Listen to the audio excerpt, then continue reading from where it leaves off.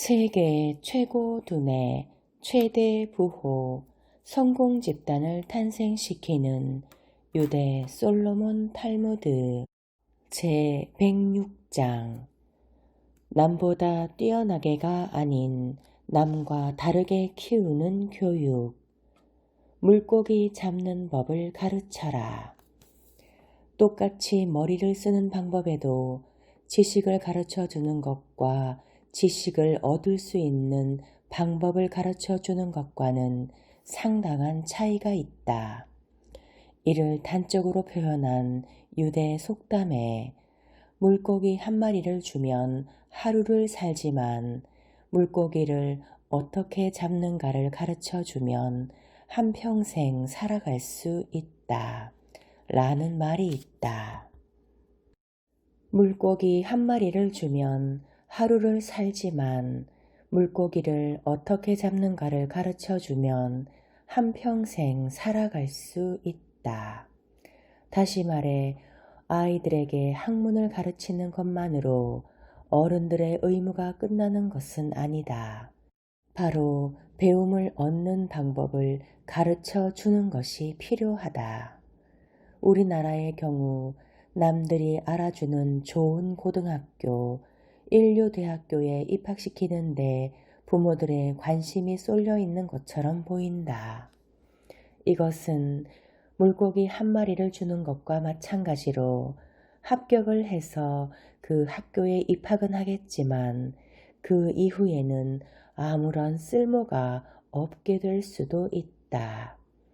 무엇보다 지식을 어떻게 자기 것으로 만드는지 그 방법에 주목하여 학생들을 이끌어갈 수만 있다면 학생은 그 방법을 다른 일에도 응용할 수 있어 학문에 대한 흥미가 증대될 것이다. 유대 학교에서는 학생들에게 보고서를 작성시킬 경우 그들에게는 우선적으로 자료를 수집하는 것이 중요하다. 그리고 그 자료를 합치고 정리하여 자신의 머리로 보고서를 작성하게 된다. 보고서의 평가는 그 내용이 아니라 자료의 처리 방법이 포인트가 된다. 이처럼 유대인들은 일상생활을 통해 머리를 최대한 활용하도록 하는 체계 속에서 길러지고 있다. 이야기나 예화를 통해 생각을 정립한다. 유대인만큼 이야기를 좋아하는 민족도 드물 것이다. 구약 성서는 알려진 바와 같이 장대한 이야기이며 성전 탈무드는 기원전 500년에 걸쳐 구전된 것으로 2,000명의 학자가 편찬한 총 12,000페이지나 되는 문학이다. 일생이 걸려도 독파하지 못하지만 그럼에도 유대인들은 새로운 이야기를 창작하여 남들에게 들려주는 것을 취미로 삼고 있다. 이야기를 좋아하는 유대인의 부모들이 자녀들에게 들려주는 이야기에는 반드시 교훈적인 것이 포함되어 있고 아이들은 이야기를 들으면서 그 교훈을 이해하기 위해 노력한다. 이야기의 출처로 흔히 사용되는 것이 탈무드인데 그 속에는 사고력을 기르기 위해 고안된 이야기들이 많이 있다.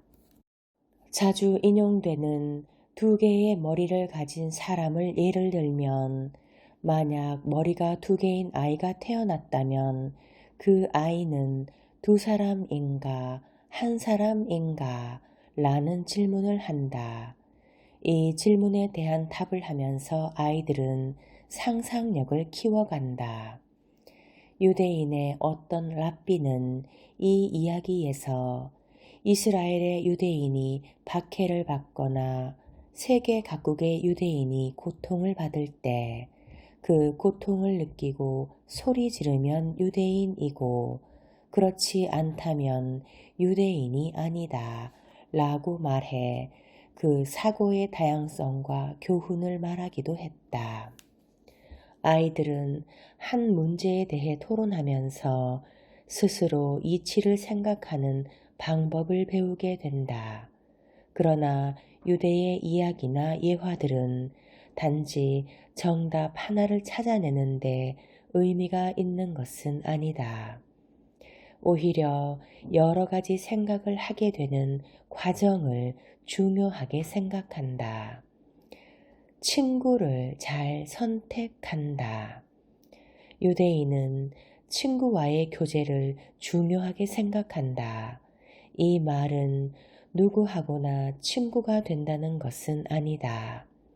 물론 많은 사람과의 교제는 바람직하지만 유대인은 참다운 친구를 선택할 때는 오히려 가능한 한 신중을 기하려고 한다. 친구는 우선 자기를 이끌어줄 사람이 아니면 안 된다. 친구는 우선 자기를 이끌어줄 사람이 아니면 안 된다. 탈무드에도 친구를 선택할 때는 한 단계 높여서 라고 표현하고 있다. 친구를 선택할 때는 한 단계 높여라. 유대인 어머니는 자녀가 친구를 집에 데려오는 것을 권장하지만 그 친구가 바람직하지 않을 경우에는 엄마는 네가 그 친구와 교제하는 것을 반대한다 라고 분명하게 말해준다. 유대인들은 철저한 개인주의자인 만큼 개성을 중시한다. 유대인에게 한 단계 높은 친구라는 것도 바로 공부는 잘하는 편이 못 되더라도 자녀의 개성과 가능성을 끌어올려 줄 수 있는 상대를 말한다. 또 하나 친구를 평가할 때 어머니 자신의 좋고 싫음으로는 판단하지 않는다. 자녀가 그 친구의 영향을 받아 개성이 향상될 수 있다면 설령 어머니가 좋아하지 않는 유형의 친구라도 반대할 이유는 없는 것이다. 어디까지나 자녀의 입장에서 판단한다. 저 애는 시끄럽게 떠들어서 저 애는 물건을 이리저리 흩어놓으니까 등등 사소한 일로서 판단하면 아이는 훌륭한 친구를 선택하기는커녕 그 능력조차 상실할 것이다. 인생 최고의 지혜. 논문. 부자이기는 하지만 어리석은 학생에게 랍비가 탈무드에 관한 논문을 발표하는 방법을 힘들여 훈련시키고 있었다. 그는 학생에게 말했다. 너는 발표를 세 부분으로 나누어라. 첫 번째는 성서 본문, 두 번째는 질문, 세 번째는 답변. 그러나 그것을 혼동하여 앞뒤 순서를 바꾸어서는 안 된다. 학생이 그래도 혼동하는 듯이 보였기 때문에 랍비는 그에게 예를 들어주었다. 본문은 날은 어둡고 길은 미끄러운데 복수의 천사가 뒤따라 오는가 라고 하자. 그러면 질문은 복수의 천사가 왜 미끄러지거나 넘어지지 않는가이다. 또 답변은 그는 아무 이유 없이 복수의 천사가 아니다 라고 하는 것이다. 예를 하나 더 들면 본문에서는 노아에게는 셈, 함, 야벳이라는 세 아들이 있었다. 그러면 질문에서는 그들의 아버지의 이름은 무엇인가 라고 한다. 그에 대한 답은 그의 이름은 노아이다 라고 나오는 것이다. 예를 또 하나 들어보겠다. 본문에서 요셉은 그의 형제들을 알아보았으나 그들은 그를 알아보지 못하였다 라고 하자. 그러면 질문에서는 그들이 자기 형제를 어떻게 해서 알아보지 못하였을까 라고 나와야 한다. 그에 대해 그는 전에는 수염이 없었는데 나중에 수염을 길렀던 것이다. 바로 이것이 그에 대한 답이 된다. 랍비는 만족스런 표정으로 결론을 지으며 말했다. 자, 이제 논문을 어떻게 구성하는지 이해하겠지? 알다시피 그것은 아주 논리적이란다. 젊은이는 알겠습니다 라고 확신 있게 대답했다. 다음 안식일에 그는 회당에서 일어나 설교단으로 나아가 율법을 주석하기 시작했다. 본문은 날은 어둡고 길은 미끄러운데 복수의 천사가 뒤따라 오는가입니다. 이에 질문은 그들의 아버지의 이름은 무엇인가? 또 그에 대한 답변은 그는 전에는 수염이 없었는데 나중에 수염을 길렀던 것이다 입니다. 어떤 훌륭한 사람, 한 유대인이 다른 유대인들에 대한 불평을 늘어놓으려고 랍비에게로 왔다.